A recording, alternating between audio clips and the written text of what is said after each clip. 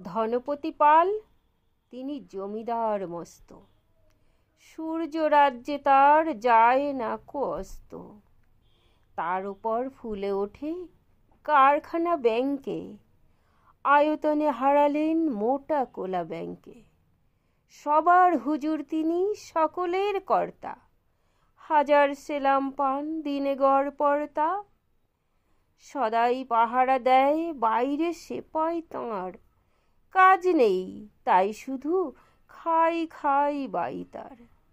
এটা খান সেটা খান সব লাগে বিধ ঘুটে, টান মেরে ফেলে দিন একটু খাবার খুঁটে। খাদ্যে অরুচি তার, সব লাগে তিক্ত, খাওয়া ফেলে ধমকান শেষে অতিরিক্ত। দিন রাত চিৎকার, আরো বেশি টাকা চাই, আরো কিছু তহবিলে জমা হয়ে থাকা চাই। সব ভয়ে জড়সড়, রোগ বড় পেঁচানো, খাওয়া ফেলে দিন রাত টাকা বলে চেঁচানো।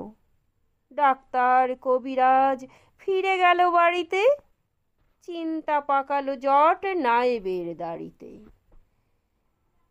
নায়েব অনেক ভেবে বলে হুজুরের প্রতি, কি খাদ্য চাই, কিসে খেতে উত্তমতি।